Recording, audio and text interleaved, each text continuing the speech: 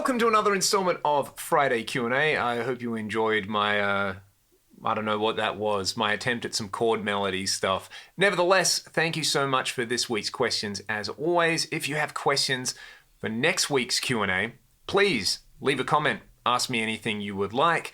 As always, if you want to support the channel, you can become a patron. Follow the link below. You can get some access to some exclusive content, which I am uploading. Or if you prefer to listen to music, follow the Bandcamp link and you can buy some of the music that I make with my band Ragdoll. I would really appreciate that. Alrighty, let's get into the questions. Just before we do, I still have this wonderful PRS DGT that I am borrowing from my buddy Ray. Again, thank you, Ray. This thing sounds absolutely incredible. If you haven't seen the standalone video I did with this guitar, go and watch it. It's up on the channel. It sounds fantastic. I use it for the lead bit of that funny little Plays Meshuggah Once video, and as you heard there, it sounded fantastic as well. So on that video, I had a few questions related to the lead. Obviously, that kind of rhythm track sounds nothing like Meshuggah. That's the whole point of that video series. Is it's a joke, it's a meme. You know, it's a 1-minute video that I upload to YouTube and to Instagram, just because it's fun, and I like doing fun things every now and then. But the main kind of lead on that was, I guess, like a combination of the diminished scale, the Phrygian dominant scale, and the whole tone scale. That was totally off the cuff. That was the first and only take I did of that, and I just kind of noodled around. If you go back and listen to it, you can hear a bunch of string noise and stuff like that. It was not very refined at all, but you know, it is what it is. I thought it was fun. So yeah, a little bit of that kind of diminished scale thing happening in there. You know, where was I playing it? Around the 5th fret. Bit of whole tone on these two strings. And of course a bit of A Phrygian dominant. And whammy abuse to go along with that as well. So that's what was going on there. Another question, are there 3 MP1s in that rack back there? There are 3 MP1s. I actually bought not 1, but 2 MP1s locally recently because they came up, and you know, I love the ADA stuff and I couldn't resist picking up 2 more of them. So I'm probably going to try and do the 3 tube mod to one of them. I don't know what I'm going to do with the other one, but you know, we'll figure out. Maybe I'll mod both of those. Maybe friend of the channel Troy Nababan, hit the bell because I said friend of the channel Troy Nababan in this video for the first time. It might happen again in this video. You know, he's also an ADA freak, so I'm sure between he and I, we can conspire to do some cool things with them. But you know, ADAs they're a wonderful thing. They do what they do very, very well. A question, what do I think of Tom Anderson guitars? Have I played them? I've played a few Andersons before. When I got into guitar, I used to spend hours and hours looking at the Anderson website, especially their like Guitar of the Day, or was it Guitar of the Week? I feel like they were one of the first companies putting up like genuine guitar porn on their website. Just beautiful photos of their beautiful guitars. The last Anderson I played was Matt Picone. Shout out to Matt, absolute legend.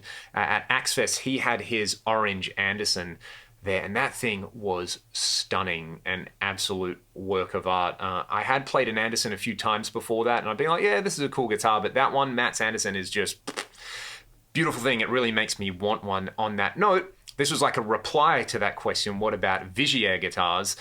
I really, really want to get a fretless guitar at some point over the next year or two, and from everything I've read, it seems like, you know, if you want to do it properly, get a Vigier, get one of their like aluminium fretboard guitars. So, and Sean Lane played Vigier, so if it's good enough for Sean, it's probably good enough for a mug like me. Slight kind of tangent there, but I actually had a dream last night that I was playing a fretless acoustic guitar that had a built-in sustainer, and I was playing this, and it was just the most incredible thing I'd ever experienced in my life. But that was just a dream. So I don't know if anything like that exists. Maybe maybe that would be the Leon Todd signature model, an instrument nobody wants. Yeah, I dreamt of this guitar. It's an acoustic, but it's got a sustainer, but it's got no frets. What an awesome idea. But yeah, Anderson, fantastic. Vigier, I really want to try one of their fretless guitars. And in saying that, I'm also kind of hesitant because I know I will probably love it and have to get one and go down the fretless rabbit hole. So, I mean, I love this guitar as well. This is a totally dangerous thing. It's not mine, but let me tell you, I wish it was.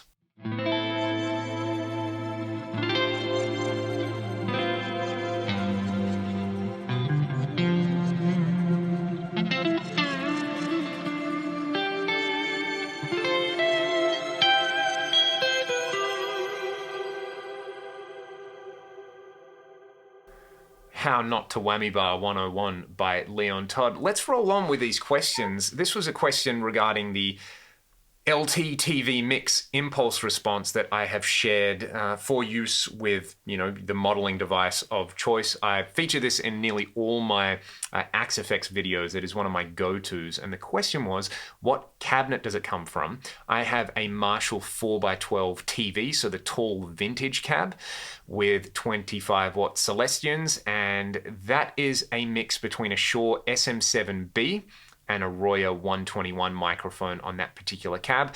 Basically, that came about, I shot some test shots. I was borrowing a Royer from friend of the channel, Troy Nababan, there it is again. And I was like, oh, I should try a couple of different microphones. So I shot the Royer. I think I did 1 or 2 shots of it. And then I shot the SM7. I literally just like stuck it on the dust cap, did a test shot. I don't even know if I checked it and listened to it. But then when I loaded the IRs up, I was like, wow, these two sound really good together. And I made a blend in CabLab with those. And it just surprisingly sounded really, really good. I shared it. Lots of people really like that IR. So that kind of makes me happy. It's just kind of works as as greenbacks tend to do. And it's a mix between a dynamic and a ribbon mic, which if you get it right, also just kind of works. On that, the the Amplex plugin, I have been meaning to check that one out. I've actually downloaded it and I haven't installed it yet. There are a bunch of these kind of free amp sims that I really just should do a video which is a roundup of all the free amp sims and which ones I like. On the topic of amp sims, I did the ML5, that Mark V plugin, and of course I got the question, which one is more accurate, that or the Axe FX? I also got another question, I think on my video with the Boss GT1000, it was along the lines of, but the litmus test is, what would you choose, the Axe FX or this other thing? If you've been watching the channel, you know that I actually prefer the Axe FX to my real amps. I've got some great real amps here. It is a stunning guitar processor. It's one of my favorite pieces of gear ever. I would probably say my favorite piece of gear is that PRS SC245 because it works for the way I play. And after that, it's literally probably the Axe FX. It's an amazing, amazing thing. So that is in no way being demeaning of any of the other products that I demo on this channel. There are so many great products, and just because the Axe FX works for me doesn't mean that it's necessarily going to work for you. If you prefer something else and you get epic tones that you like, do it. That is the golden rule. If it sounds good, it is good. But for me, as you can hear at the moment, I mean, you can do chugga stuff with the Axe, you can get vintage tones, you can get these beautiful crystalline cleans that, back in the day, it would have cost you $50,000 in rack gear to get, and this just kind of spits it right out.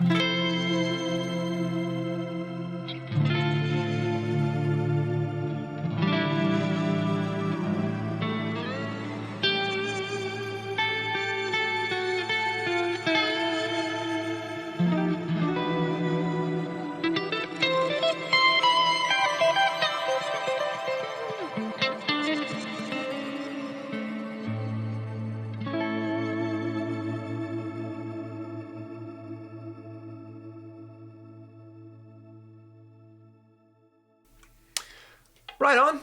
I hope you enjoyed that. We still have a few more questions to get through, though. Have I heard Spirit World by John Norum? I have. That's off his Another Destination album. Well worth checking out. I don't know if he's playing a Strat on that album, but that is a pretty mega tone that he's got going on that particular track. I really enjoyed that.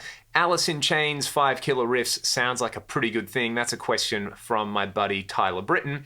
And you know what, Tyler? I think I may know somebody who can do a pretty good Lane Staley. I might have to hit them up, and if I do the 5 Killer Riffs video, I'll do it with vocals on there. So if that sounds like something you people would like to hear, let me know, and also suggest riffs that you would like to hear, because Jerry has like 1,000 really fantastic riffs. It would be nice to know which ones you lovely people out there would like to hear. The Rubato Lassie that you heard last week, I'm going to be very sad when I have to send that one back. It's an amazing guitar, and for those of you who are maybe hesitant about it because it only comes with mini humbuckers at the moment, I don't want to say too much, but there might be some more options coming. Don't ask me where I heard that, but that. With a couple of different options, I think would be very, very appealing to a lot of the people who watch this channel. Talking about great guitars, we talked about Anderson, Vigier. That thing is a great guitar. This is a great guitar. There are so many great guitars out there at the moment. And this is my favorite question. This was my favorite question from the week. And what is an Axe-Fx? Rather than answer that directly, just have a little dig around on this channel if you want to know what an Axe-Fx is. I'm sure you will probably be able to find some answers there. All right, on to the writing music thing, specifically with Ragdoll. There's a question that popped up and I was initially like, that's not me. And then I thought about it a little bit more and I think I actually have an answer which is hopefully honest and hopefully it's actually informative and helpful. So this one comes from Brandon. Do I have a writing template that I use when I'm writing Ragdoll songs? And like I said, I initially read this and I was like, no, I don't do that. I just kind of play whatever I feel. And that's just not true. I mean, we're a rock band. If you're making rock music, the reality is that rock music has a couple of kind of standard forms. Not that that is a bad thing. That doesn't mean that it's restrictive. It's just kind of how it is. If you think about the blues as a form of music. I have this whole rant about blues music and why people kind of misunderstand it and misunderstand its complexities and the harmony and all that kind of thing, but I won't go into that. But, think of how much great music has been made using the simple format of a 12-bar blues. The ways that you can stretch that and modify it and do your own thing with it is a pretty amazing thing. No one really thinks of that as a restrictive form. If they do, then they don't understand how it really works. Rock music is kind of the same thing. And I would argue that as rock music is essentially mostly derived from the blues, those same kind of rules apply where you either have some kind of cyclic chord structure where it might be like, a 12-bar or a 10-bar or a 15-bar thing or a standard set of chord progressions. Or you have your kind of pop song format, which is your, verse, chorus, bridge, double chorus. And honestly, that is probably the format that we use the most when it comes to writing songs. Because for me, the reason I like to write music and the reason I like to write rock music is to express myself. And there are a lot of intense emotions that I like to get out in my music, especially with Ragdoll. That is something that I think comes across to people who don't like rock or metal music. I remember we've had so many reviews, I think, from publications that just don't get rock music and why people like it, where I remember one was like, they come across as being too earnest. Whatever that means to me, it's just about, writing with conviction and writing about things that I know and things that I like to listen to and things that get me pumped up and, drop-tuned, heavy distorted guitars, intense rock vocals like Ryan sings. And like a huge part of why we sound the way we do is also Cam's drumming. He's a super creative drummer. He's super solid and he brings a whole lot to the actual writing process, especially when it comes to the structure. So a long-winded question. I never think of a writing template, but we do kind of use that verse chorus structure a lot. It works for a good reason. And you might have a particular idea and you might audition it and just chuck it into a quick demo and be like, here's a riff, that's going to be my verse, I'll add some chords, there's my chorus. When I do the bridge, it might be a breakdown. Boom, you've essentially got the outline of the song there, and then you go back and kind of pick it apart and play around with it a little bit more, where you might go, you know what, rather than go straight into the chorus, let's steal that little section from the bridge and we'll put that in the middle and that will be like the verse. A good example of that, if you go and listen to Shine, there is a pre-chorus section, which rather than just be solely a pre-chorus, you have a verse, you have that pre-chorus introduced, then you have another verse, and then you have the pre-chorus and the chorus. But then the second verse actually uses a different chord progression. The vocal phrasing changes a little bit. The arrangement with the drums do a different thing there. as well. And I find you can get so much out of the kind of verse, chorus, bridge, that typical pop song format if you change up, for example, what the drums are doing from verse to verse, or what the guitar part is doing from verse to verse. So even though we do kind of use those templates, we spend a lot of time on differentiating parts from section to section. And I find that is probably where we spend the majority of our time arranging. Once a song is written, then it's all about how you arrange it and how you flesh it out. So I would say that probably the issue isn't really you writing ideas, it's probably just how you can put them into arrangements that you really enjoy. And a lot of that comes down to, a lot of the things that I talk about. Don't be afraid to leave space at the start of a song in a verse, and don't be afraid to let your whole song make the last chorus the heaviest thing rather than the initial intro or something like that, so the song can actually kind of breathe and bloom and things like that. I hope that kind of makes sense. In short, yeah, rock music is as much about the craft as it is about the art, just like anything else. And what I will say is my monitor has just gone off, which means that we're at the end of the Q&A. Thank you so much for watching the Q&A. I hope you all got something out of it. Thank you so much for supporting the channel. Again, links to the Patreon, links to the band's music are in the video description. Have a great weekend, stay safe, be excellent to one another. Here is some more whammy abuse. See ya.